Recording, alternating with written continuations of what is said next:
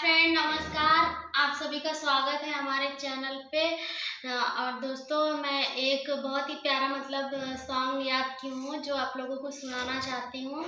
उसमें अगर जो भी गाने में जो भी गलती होगा हमको माफ़ करना। हम आप लोगों को एक गाना सुनाना चाहते हैं। कारी कारी अखिया में काला काला काजल, रूपवा सलूना तोहर कइले बा पागल, रूपवा सलूना तोहर कइले बा पागल। कारी कारी अखिया में काला काला काजल, कारी कारी अखिया में काला काला काजल।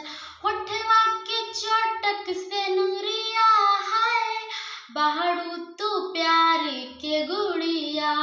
चांदनियन लागी चेहरा रानी, लागे लुआफत के पुड़िया हो। होठवा के चोटक से नूरिया है, बाहड़ू तू प्यार के गुड़िया। चांदनियन लागे चेहरा रानी, लागे लुआफत के पुड़िया।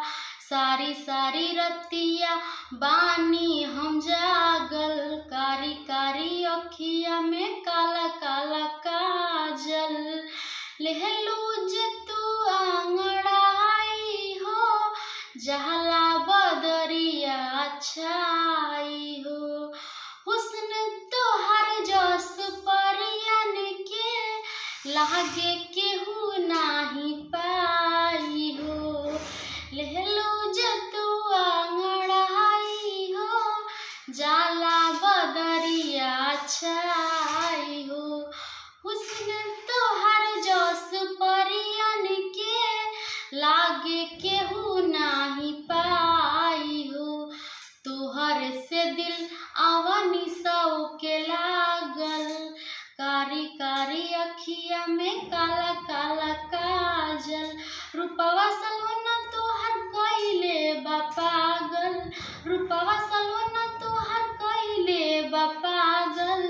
कारी कारी अखिया में काला काला काजल, कारी कारी अखिया में काला काला काजल। नमस्कार दोस्तों, हमको पूरा विश्वास है कि ये वीडियो आप लोगों को ज़रूर पसंद आया होगा। बहुत ही मेहनत से मैंने पूरा सॉन्ग याद किया है। अगर कोई भी त्रुटि हो तो हमको ज़रूर माफ़ करना आप लोग। हमको पूरा विश्वास है कि मेरे इस वीडियो को आप लोग बहुत सारा प्यार आशीर्वाद देंगे। पूरा विश्वास है आप लोगों के ऊपर।